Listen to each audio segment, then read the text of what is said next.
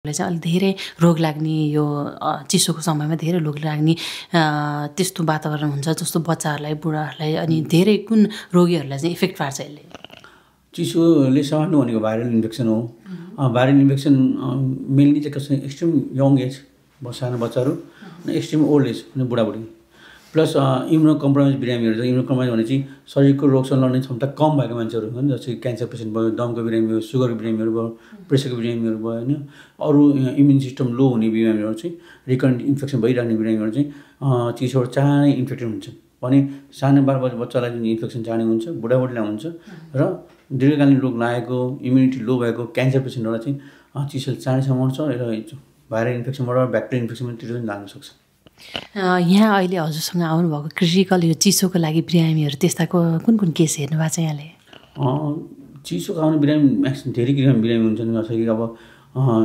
चिसोले viral infection भनेको upper respiratory track infection commonly भनौँ न अप्पर माथि यहाँ भन्दा माथिका इन्फेक्सन घाँटीभन्दा माथिका अर्को घाँटीको तल चाहिँ हामी लोवर रेस्पिरेटरी ट्र्याक इन्फेक्सन भन्छौँ भने अप्पर रेस्पिरेटरी ट्र्याक भन्नु चाहिँ कसैको नेजलको एलर्जी राइनाइटिस या कमन कोल्ड होइन त्यसै गरेर फेरिन्जाइटिस साइनोसाइटिस थ्रोट इन्फेक्सन होइन टन्सिलाइटिस भने अप्पर घाँटीको माथि भएको इन्फेक्सनले चिसो रुगाखोकी भनौँ न त्यो इन्फेक्सन लिएर आउँछ त्यसै गरेर फोक्सोको तल घाँटीभन्दा तल ल्यारिन्जाइटिस भनौँ या ल्यारिन्जाइटिस तल भनौँ कसैलाई ब्रोन्काइटिस कसैको एक्युट ब्रोन्काइटिस हुन्छ नि कसैलाई क्रोनिक ब्रोन्काइटिस त्यसै गरेर आस्थमा दम बढेर आएको हुन्छन् चेस्टमा infection pneumonia viral pneumonia bacterial pneumonia या सिओपिडी पेसेन्ट अनि यस्तो बिरामीहरू बढी हुन्छन् यस्तो बेलामा चाहिँ खानकीहरूमा के कुरामा ध्यान गर्नुपर्छ डाक्टर साहब यस्तो बेलामा खानपिनमा ध्यान त गर्नैपर्छ किनभने बडीकोलाई चिसोबाट बचाउने नै हो इम्पोर्टेन्ट कुरा अब हामीले खाने बेला चाहिँ कसैको अब अलिकति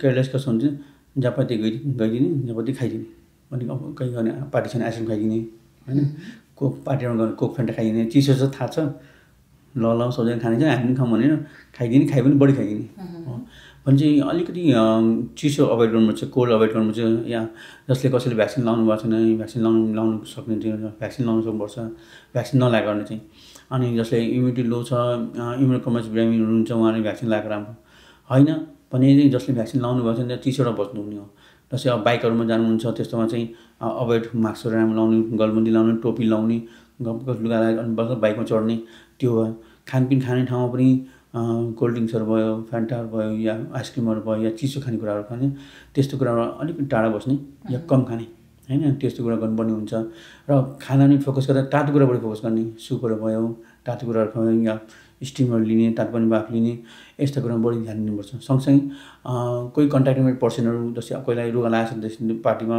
कहीँ जानुभयो कोही मान्छेले रुगा लाग्छ भने अब बसेर गफ गर्ने सिस्टम हुन्छ हाम्रो गफ गर्ने खाने सिस्टम छ त्यस्तो अलिक डिस्टेन्स मेन्टेन गरेर बस्नुपर्ने हुन्छ अर्को भनेको मास्कहरू लाउने अनि मास्क लगाउनु भएको छ डिस्टेन्स मेन्टेन गर्नुभएको छ भने पार्टीमा सँगसँगै खाए पनि चिसो नखाए पनि लाग्न सक्छ नि त उहाँलाई इन्फेक्टेड छ भने हो त्यो कुरामा अलिक ध्यान दिनुपर्छ कसै इन्फेक्टेड हुनुहुन्छ भने अलिक टाढा बस्दिने मास्क लगाइदिने यो अहिले चिसोको समयमा सागहरू पनि आइरहेको देखिन्छ नि फ्रेस साग देखिन्छ साग चाहिँ हेल्थको लागि त राम्रो भनिन्छ तर चिसो समयमा कतिको उपयुक्त हो यो साग अनि साग चाहिँ हेल्थको लागि राम्रै हो होइन चिसो पनि राम्रै हो सागको सुप बनाएर खान्छ तातो हो त्यसलाई चिसो बनाएर खानुहुन्छ नि त्यति राम्रो नहोला त हेल्थलाई फाइबर डाइटको हिसाबले पनि र तातो खानु पनि राम्रै हो धेरै व्यक्तिहरू हुनुहुन्छ यो चिसोमा अब सधैँ एक्सर्साइज गर्ने मान्छेले त मेडिटेसन एक्सर्साइज भनेको त रेगुलर गरिरहनुहुन्छ कस्तो व्यक्तिहरूले चाहिँ मर्निङ एक्सर्साइज गर्दाखेरि अलिक गाह्रो हुने हुन्छ जस्तो कि अब बिहान एक्सर्साइज गर्नु कतिको राम्रो हो अहिलेको टाइममा चाहिँ अनि एक्सर्साइज चिसो होस् या जाडो होस् राम्रै नै हो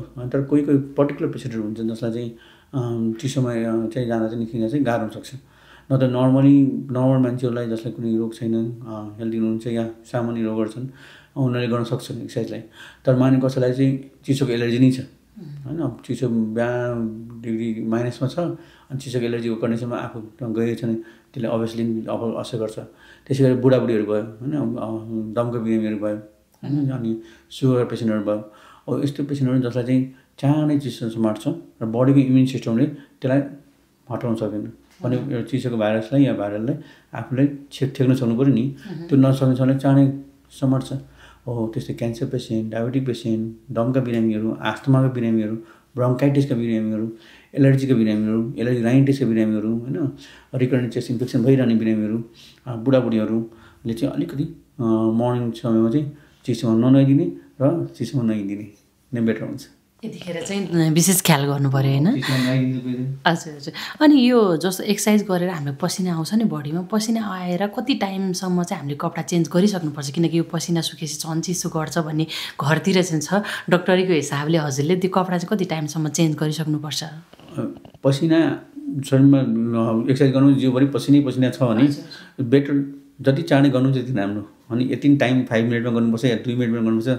अनि तपाईँ थाकेर आउनुपर्छ, घर पुग्नुभयो, घर पुगेपछि आफ्नो लागेको त्यो भिजेको लुगाहरू चाहिँ जति चाँडो चेन्ज गरिदिएको राम्रो। कसैको आएर सुत्ने 1 घन्टा 2 घन्टापछि थाकेर आएर लम्बा सुत्ने, एक्सर्साइज गरेर 1 घन्टा आउने अनि 1 घन्टा सुत्ने, अनि त्यसपछि बल्ल लुगा चेन्ज गर्ने, त्यस्तो पनि गर्नु हुँदैन।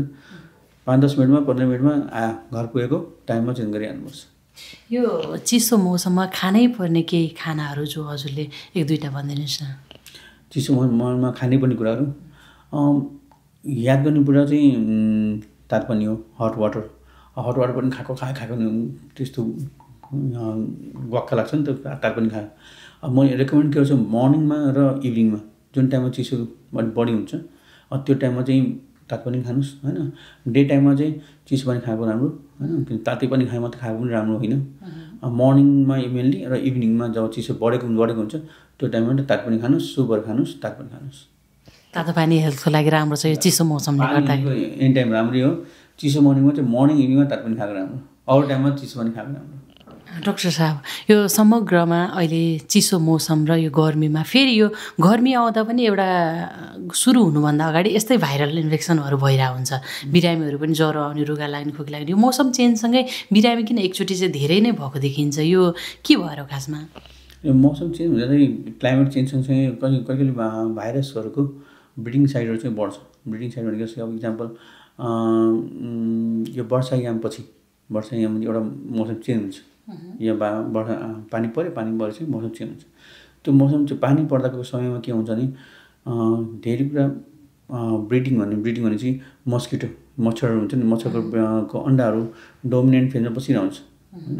अनि उनीहरू चाहिँ पानी परेर कन्ट्याक्टमा आउने बित्तिकै अनि त्यसबाट लार्भा एडल्ट मस्किटो डेभलप हुन्छ। हो त्यो मस्किटोको डेभलप भएपछि मस्किटोको टोकाइबाट पनि भाइरस छ, फर इक्जाम्पल डेङ्गु भाइरस भनौँ होइन। अनि त्यसै गरेर पानीको कन्टामिनेसन भइसकेपछि खानेकुरा पनि कन्टामिनेसन हुन्छ, त्यो पनि अरू फुड रिलेटेड डिजिज कन्डिसन पनि बढ्छ। भने चाहिँ मौसम चेन्जले फरक चाहिँ पर्छ है। यो हजुरसँग आज हामी डाक्टर नवीन कुमार रौनियारसँग छौँ। उहाँसँग धेरै स्वास्थ्यको बारेमा जानकारी पनि लिन खोजिरहेको छौँ। टाइम एकदमै कम भएको भएर म लास्ट एउटा क्वेसन हजुरलाई सोध्दैछु। ब्ल्याक कफी कतिको उपयुक्त हो? ब्ल्याक कफी खाने ट्रेन्ड अहिले नेपालमा बढेको छ होइन। कफी राम्रो होइन, इट्स डिपेन्ड कसले खाँदैछ, के कोलाई खाँदैछ कन्सेप्ट हो। माने कोही मान्छे मोटो हुनुहुन्छ, उहाँको फ्याटी लिभर छ माने होइन, उहाँले मोटोको लागि फ्याटी लिभरलाई वेट लसलाई फ्याटी लिभरलाई वेट लसलाई र मोटोपनको लागि खानुहुन्छ त्यो राम्रै हो। कफी राम्रो हो होइन, त्यसले फ्याटी लिभरलाई डिटक्सिफाई गर्ने हेल्प गर्छ। तर माने कसैको प्रेसर हाई छ या हार्ट रेट हाई छ होइन, त्यही बिरामी अहिलेकै पेसेन्टकै माने उहाँको बिपी पनि एकदम हाई छ, हार्ट रेट पनि हाई छ। अनि कहिले पनि कफी नखाए एक्कासी कफी सुरु गर्नुभयो भने उहाँको हार्ट रेट पनि बढ्न सक्छ, प्रेसर पनि बढ्न सक्छ। कति कपसम्म दिनमा राम्रो ब्ल्याक कफी? 2 कप बिहान, 1 कप बेलुका 1 कप चाहिँ ठिकै हो। तर चाहिँ पनि अहिलेको क्लजहरू हुनु भएन, बिपी हाई हुनु भएन, प्रेसर हाई हुनु भएन, या हार्ट रेट एकदम हाई हुनु भएन। अनि मोटोपन नखानुभएछ ठिक छ, लिभर डिटक्सिफाई गर्न नखानुभएछ ठिक छ, फ्याटी लिभर खानुभएछ पनि त्यो पनि ठिक छ। माछा मासुको लागि चाहिँ जाडो महिनामा के चाहिँ धेरै उपयुक्त हो? माछा मासुको सन्दर्भमा के भन्छु नि, जाडो होस् या गर्मी दुवैको लागि चाहिँ फिस नै बेटर हो। फिस नै बेटर हो। त्यो फिसमा चाहिँ ओमेगा 3 हुन्छन्, अरू न्युट्रियन्स हुन्छन्, त्यो फाइबर नै यस्तो कम्पोजिसन हुन्छ कि त्यसले बडीलाई फाइदै गरिरहेको हुन्छ। त्यो गर्मी होस् या जाडो होस्, मैले प्रिफर गर्ने चाहिँ माछा हो। Thank you so much. हजुरसँग धेरै कुरा गर्ने मन थियो, तर हजुरको समयलाई विशेष गरी ध्यानमा राख्दै फेरि हामी भेटेर हजुरसँग जानकारी लिनेछौँ। धेरै धेरै धन्यवाद।